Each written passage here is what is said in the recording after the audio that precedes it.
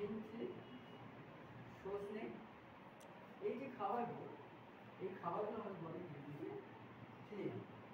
তাই dengue patient প্রথম যখন মনে রাখতে হবে, ম্যানেজমেন্টের প্রথম হচ্ছে ফুড স্টাফ বা ডায়েট অফ ফুডসটাকে ঠিক।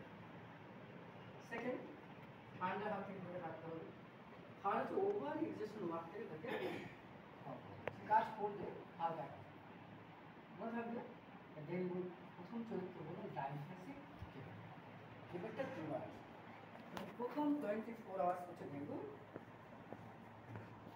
এবং এখন বর্তমানে ডেঙ্গুর সময় এসেছে। আর একটা এপিডেমিক ডিজিজ আছে যেটা হচ্ছে, সেটা হচ্ছে ইনফ্লুয়েঞ্জা।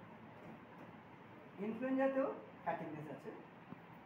এই ডেঙ্গু যে হাইপার টেম্পারেচার স্টেজে আমাদের কিছু বায়োটিক প্রথম মেডিসিন মনে করিয়ে দেবো ক্যালিফাস।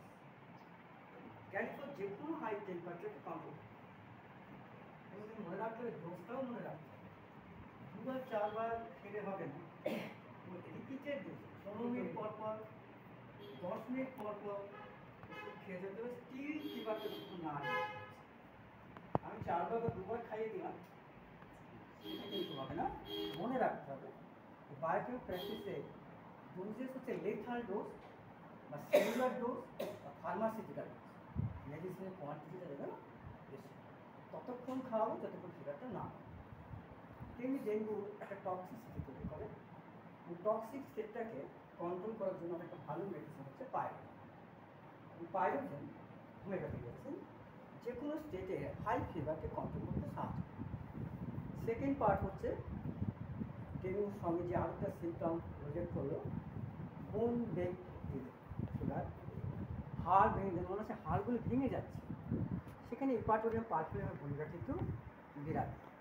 এবং আমাদের প্রিন্সিপাল স্যার বলেছেন, এবং এটা আমরা ক্লিনিক্যালি দেখেছি, ইকুয়াটোরিয়াম পালফিলাম এই সময়ে যদি আমরা প্রিভেন্টিভ হিসেবে গ্রহণ করি, ডেঙ্গুকে কন্ট্রোল করতে পারি। মনে রাখবে।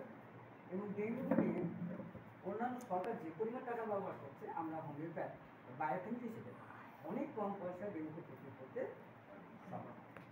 কারণ এপিডেমিক ডিজিজের প্রথম ধাপ হচ্ছে prevention. Prevention is better than cure. মনে থাকবে। এবং পেশেন্টকে যদি আমরা প্রিভেন্টিভ মেজার দিতে পারি, যেমন ইনফ্লুয়েঞ্জার ক্ষেত্রে ইনফ্লুয়েঞ্জিনা একটা প্রিভেন্টিভ মেজার।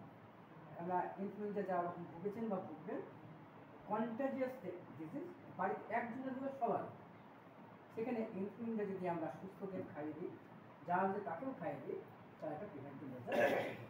ঠিক ডেঙ্গুর ক্ষেত্রে ইকুয়াটোরিয়াম পালফিলাম, ন্যাট্রামিউ, ক্যালিফস, ফেরামফস আমরা যদি প্রিভেন্টিভ মেজার হিসেবে খাই, তাহলে কিন্তু আমাদের পক্ষে, সমাজের পক্ষে ভালো, আমাদের পক্ষে ভালো, আমরা প্রিভেন্টিভ মেজার